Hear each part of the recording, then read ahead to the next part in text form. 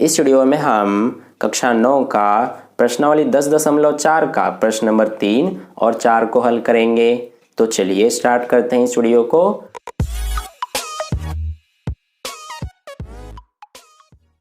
तो देखिए dear students, प्रश्न नंबर 3 में हमसे क्या कहा गया है कि यदि एक वृत्त की दो समान जीवाएं वृत्त के अंदर प्रतिच्छेद करें तो सिद्ध कीजिए कि प्रतिच्छेद बिंदु को केंद्र से मिलाने वाली रेखा जीवाओं से बराबर कोण बनाती है। तो डियर स्टूडेंट्स, मान लीजिए ये हमारा वृत्त है और इस वृत्त के अंदर दो समान जीवाएं हैं, यानी कि ये AB और ये CD दोनों बराबर हैं और इस वृत्त के ही अंदर दोनों इस X बिंदु पर प्रतिच्छेद करती हैं। तो हमसे कहा गया है कि इस प्रतिच्छेद बिंदु को केंद्र से मिलाने वाली जो रेखा है, यानी कि सबसे पहले हम इस प्रतिच्छेद बिंदु यानी X और इस केंद्र बिंदु यानी कि O दोनों के मिलाने पर जो ये रेखा बन रहा है, ये रेखा जीवाओं से बराबर कोण बनाती है, यानी कि एक ये वाला कोण और ये वाला कोण, दोनों कोण बराबर हैं। ये चीज हमें सिद्ध करना है। ठीक है, तो चलिए अब हम करते हैं। देखिए, इसको हमें सिद्ध करने के लिए हमें एक रचना करनी पड़ेगी कि जो ये दोनों जीवाएं हैं, इन जीवाओं पर हमें केंद्र से लंब खींचना पड़ेगा। यानी कि सबसे पहले AB पर हम केंद्र से एक लंब खींचेंगे, ये इस तरह से। इसके अलावा इस CD पर भी केंद्र से एक लंब खींचेंगे, ये कुछ इस तरह से। ठीक है, तो ये हमारा हो गया। दोनों में 90-90 डिग्री के कोण बन जाएंगे। अब देखिए, जहां पर इस दोनों जीवाओं पर ये काट रहे हैं, यानी इस बिंदु को और इस बिंदु को नाम दे देते हैं। तो इस बिंदु को नाम दे देते हैं P और इस बिंदु को नाम दे देते हैं Q। तो ये हो गया। अब देखिए, यहाँ पर हमने सबसे पहले अपने सॉल्यूशन में लिख लिया है कि जो हमें दिया गया है, हमें क्या दिया गया है कि दो बराबर जीवाएं हैं जिनका नाम AB और CD है। तो इसलिए हमने यहाँ पर AB और CD बराबर हैं ये लिखा, तथा दोनों क्या कर रही हैं कि X बिंदु पर प्रतिच्छेद करती हैं। तो ये हमने यहाँ पर लिख दिया। अब हमें सिद्ध क्या करना है कि ये कोण और ये कोण दोनों बराबर हैं। तो हमारा दोनों कोणों का नाम क्या हो जाएगा? इस कोण का नाम हो जाएगा कोण OXP और इस वाले कोण का नाम हो जाएगा कोण OXQ। तो हमें ये सिद्ध करना है कि कोण OXP बराबर है कोण OXQ के। ठीक है, अब देखिए यहाँ पर हम लिख लेंगे जो हमने रचना किया था। तो हमने रचना क्या किया था कि केंद्र से दोनों जीवाओं पर लंब खींचा था। तो यहाँ पर हम लिख देंगे कि एक लंब हमने ये OP खींचा इस CD पर और एक लंब ये OQ खींचा AB पर। तो यहाँ पर हम लिख लेंगे कि OP लंब CD तथा इसके अलावा OQ लंब AB पर खींचा। ठीक है, तो इस तरह से ये हमने यहाँ पर लिख दिया। अब देखिए हम इसका सॉल्यूशन करते हैं, यानी कि यहाँ पर हम लिख लेंगे उपपत्ति। तो देखिए, उपपत्ति में सबसे पहले हमारा क्या होगा कि हम यहाँ पर दो त्रिभुजों को लेंगे। यहाँ पर आप देख रहे हैं यहाँ पर दो त्रिभुज बन रहे हैं। एक तो त्रिभुज हमारा ये OPX ये वाला और एक त्रिभुज ये OQX। ध्यान दीजिए, इन दोनों त्रिभुजों की मैं बात कर रहा हूँ, त्रिभुज OPX और त्रिभुज OQX। इन दोनों त्रिभुजों को लेंगे हम और दोनों को सर्वांग सम सिद्ध करेंगे। फिर उसके बाद CP/CT से हम दोनों कोणों को बराबर सिद्ध कर देंगे। ठीक है, तो यहाँ पर हम लिख लेते हैं कि त्रिभुज OPX तथा त्रिभुज OQX में। ठीक है, तो दोनों त्रिभुजों को सर्वांग सम सिद्ध करने के लिए हमें क्या करना पड़ेगा? हमें सबसे पहले 3 कंडीशन दिखाना पड़ेगा। ठीक है, तो देखिए इसमें पहला कंडीशन आप देखेंगे कि ये कोण और ये कोण, यानी कि कोण OPX और कोण OQX दोनों बराबर होंगे, क्योंकि दोनों 90-90 डिग्री के हैं। तो इसलिए यहाँ पर हम लिख लेंगे कोण OPX बराबर होगा कोण OQX के। इसका रीजन हम देंगे कि दोनों यानी कि प्रत्येक 90 डिग्री का है। ठीक है, अब इसके अलावा दूसरा कंडीशन देखिए कि ये हमारा OX बराबर OX हो जाएगा, क्योंकि दोनों ही त्रिभुजों में ये OX भुजा आ रही है। ठीक है, इसलिए यहाँ पर हम लिख देंगे OX बराबर OX और इसका हम रीजन क्या देंगे कि ये हमारा क्या है? उभयनिष्ठ है। ठीक है, तो इस तरह से ये हो गया। अब तीसरा चीज इसमें आप देखिए कि ये OP और ये OQ ये दोनों बराबर होंगे। अब ये दोनों क्यों बराबर होंगे? ये देखिए, दोनों ही त्रिभुजों के ये एक एक भुजाएं हैं, क्योंकि ये दोनों इसलिए बराबर होंगे क्योंकि जैसा कि हमने प्रमेय पढ़ा है पीछे कि बराबर जीवाएं केंद्र से बराबर दूरी पर स्थित होती हैं। तो इसलिए यहाँ पर हमारा ये केंद्र है और ये दोनों जीवाएं हैं, तो इसलिए दोनों बराबर हैं, इसलिए यहाँ पर केंद्र से बराबर दूरी पर स्थित होंगी, यानी कि OP बराबर OQ हो जाएगा, ठीक है, क्योंकि ये हमारा OP हो गया और ये OQ हो गया। अब हम इसका रीजन क्या देंगे कि बराबर जीवाएं केंद्र से बराबर दूरी पर स्थित होती हैं,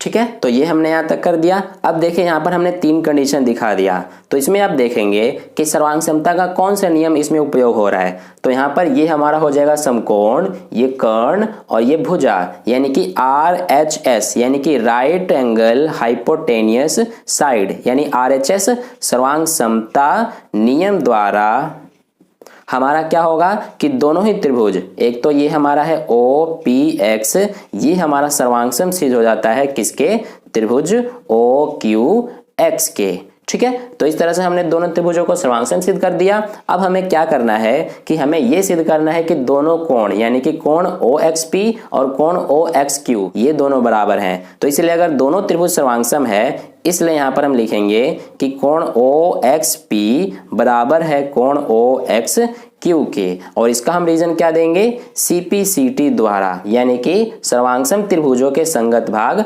बराबर होते हैं। तो इस तरह से हमारा ये सिद्ध हो गया, तो यहां पर हम लिख देंगे इति सिद्धम, ठीक है। तो इस तरह से हमारा प्रश्न नंबर 3 का हल कंप्लीट हुआ।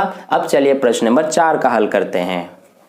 तो डियर स्टूडेंट्स, प्रश्न नंबर 4 में हमसे क्या पूछा गया है कि यदि एक रेखा 2 संकेंद्री वृत्तों यानी कि एक ही केंद्र वाले वृत्त को जिनका केंद्र O है A, B, C और D पर प्रतिच्छेद करे तो सिद्ध कीजिए कि AB बराबर CD है। तो डियर स्टूडेंट्स देखिए, ये हमारा एक रेखा है जो कि एक ही केंद्र वाले 2 वृत्त हैं, एक ये छोटा और एक बड़ा, जिनको बिंदु A, B, C और D पर प्रतिच्छेद करती है। तो हमें इसमें ये सिद्ध करना है कि जो ये AB है यानी कि ये इतना, ये AB और ये CD ये दोनों बराबर हैं, ये हमें सिद्ध करना है, ठीक है। तो देखिए अब हम इसको करते हैं। सबसे पहले यहाँ पर हमें एक रचना करना पड़ेगा कि रचना हमें क्या करना पड़ेगा कि ये O से इस जो ये आप देख रहे हैं जीवा AD, इस पे हमें एक लंब खींचना पड़ेगा। तो यहाँ पर हम इस तरह से खींच देंगे O से इस AD पर एक लंब, इस तरह से, ठीक है। अब देखिए यहाँ पर जहां पर ये बिंदु पर काट रहा है इस जीवा पर, ये इसका नाम दे देते हैं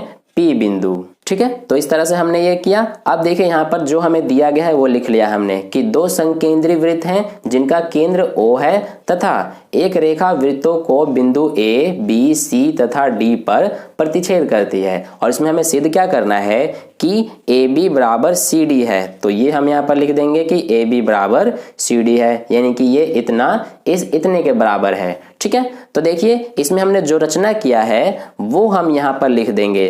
तो हमने रचना क्या किया है कि ये OP लंब खींचा है इस AD पर, ठीक है। तो यहाँ पर लिख देंगे कि OP लंब खींचा AD पर, तो ये हमने यहाँ पर लिख दिया।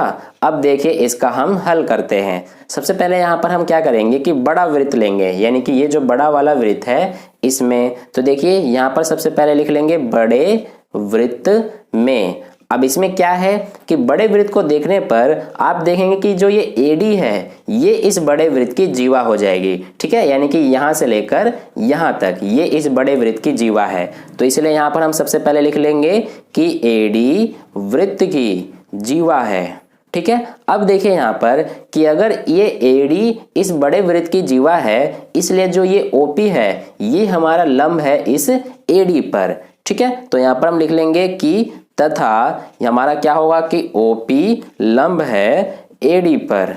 अब देखिए यहाँ से कि अगर OP लंब है AD पर, इसलिए हमारा इसमें क्या होगा कि जो ये OP लंब है इस जीवा AD को 2 बराबर हिस्सों में बांटेगा। एक तो ये यहाँ से लेकर यहाँ तक यानी कि ये AP, और ये यहाँ से लेकर यहाँ तक यानी कि DP, यानी AP और ये DP दोनों बराबर होंगे। अब ये क्यों होंगे इसका हम रीजन भी देंगे। सबसे पहले लिख लेंगे AP बराबर DP है। अब रीजन इसका हम ये देंगे कि केंद्र से किसी भी जीवा पर खींचा गया लंब जीवा को समद्विभाजित करता है, यानी कि 2 बराबर हिस्सों में बांटता है। तो ये हमारा यहाँ पर इसका रीजन हो जाएगा, ठीक है। तो इस तरह से ये हमारा रीजन हो गया। अब देखिए ये जो हमारा है इसको हम कथन 1 कह देंगे। अब इसके बाद देखिए हम अब छोटा वाला वृत्त लेंगे। तो सबसे पहले यहाँ पर लिख देंगे कि छोटे वृत्त में, तो देखिए अब छोटे वृत्त को देखने पर आपको ये पता चलेगा, ये हमारा छोटा वाला वृत्त है, तो इसके यहां से लेकर यहां तक ये इस छोटे वाले वृत्त की जीवा हो जाएगी। ध्यान दीजिए ये बी सी, ये हमारा इस छोटे वाले वृत्त की जीवा हो जाएगी। तो यहां पर लिख देंगे बी सी वृत्त की जीवा है। ठीक है, तो इस तरह से ये हमने लिख दिया कि बीसी वृत्त की जीवा है। अब देखिए कि अगर ये बीसी वृत्त की जीवा है तो इसके अलावा हमें क्या पता चल रहा है कि जो ये ओपी है ये लंब है इस बीसी पर, तो ये भी हम यहाँ पर लिख देंगे कि ओपी लंब है बीसी पर। अब यहां से अगर OP लंब है इस BC पर, इसलिए इस जीवा को भी ये OP दो बराबर हिस्सों में बांटेगा, क्योंकि ये हमारा जीवा है यहां से लेकर यहां तक छोटे वाले वृत्त में, और ये लंब है OP इस जीवा पर, इसलिए हमारा यहाँ पर क्या होगा कि ये OP इस जीवा को दो बराबर हिस्सों में बांटेगा, इसलिए यहाँ पर हमारा ये BP बराबर CP हो जाएगा। तो यहाँ पर हम लिख देंगे BP बराबर CP है। अब इसका भी हम सेम यही रीजन देंगे जो हमने यहाँ पर लिखा, यानी कि केंद्र से खींचा गया लंब जीवा को समद्विभाजित करता है। तो इस तरह से ये हो गया हमारा। अब हम क्या करेंगे कि इस कथन को कथन 2 कह देंगे। तो अब देखिए यहाँ पर कि जो हमारा ये कथन 1 और ये कथन 2 है, तो हम अगर कथन 1 में से 2 को घटाएंगे तो हमें क्या परिणाम प्राप्त होगा वो देखिए यहाँ पर। तो सबसे पहले यहाँ पर हम लिख लेंगे कि कथन 1 में से 2 को घटाने पर, तो हमें 1 में से 2 को घटाने पर क्या प्राप्त होगा वो देखिए। अब तो यहाँ कथन 1 में हमारा बाएं पक्ष में क्या है AP, तो ये लिख लेंगे AP, और कथन 2 में बाएं पक्ष में क्या है BP, तो ये घटेगा यहाँ पर BP। इसके अलावा दाएं पक्ष में देखिए ये है हमारा DP, और दूसरे वाले में दाएं पक्ष में क्या है CP। तो यहाँ से अब AP माइनस BP यानी कि ये AP, इस पूरे में से हमारा क्या घट रहा है BP, यानी कि ये इतना, तो ये हमारा AB बचा है। यहाँ तक देखिए हम क्या कर रहे हैं कि AP यानी इस पूरे में से ये इतना घटा रहे हैं, तो इसलिए AB ही बचेगा। तो हम क्या लिख सकते हैं यहाँ पर कि AB बराबर इधर भी ये DP है, यानी यहां से लेकर यहां तक, तो DP में से क्या माइनस हो रहा है CP, यानी यहां से लेकर यहां तक, तो क्या बचा ये हमारा बचा यहाँ पर CD। तो यहाँ पर हम क्या लिख देंगे CD। तो इस तरह से AB बराबर CD, इस तरह से ये हमारा यहाँ पर सिद्ध हो गया। तो यहाँ पर हम लिख देंगे इति सिद्धम। ठीक है, तो इस तरह से हमारा प्रश्न नंबर 3 और 4 का हल कंप्लीट हुआ इस वीडियो में। अगर आपको वीडियो अच्छा लगा है तो इस वीडियो को लाइक कर दीजिएगा, और पहली बार वीडियो को देख रहे हैं तो चैनल को सब्सक्राइब करके बगल में जो घंटी का आइकन आता है उस पर ऑल वाले पे क्लिक कर देना, ताकि नेक्स्ट आने वाली वीडियोज के नोटिफिकेशन सबसे पहले आपको मिल जाया करें। और अपने दोस्तों के साथ भी इस वीडियो को शेयर कर दीजिए ताकि उन्हें भी इससे हेल्प मिल जाए। और कहीं भी डाउट है प्रश्न में तो आप कमेंट करके मुझसे पूछ सकते हैं। तो फिर मिलते हैं नेक्स्ट वीडियो में नए प्रश्न के साथ, तब तक के लिए अपने ध्यान रखें। धन्यवाद।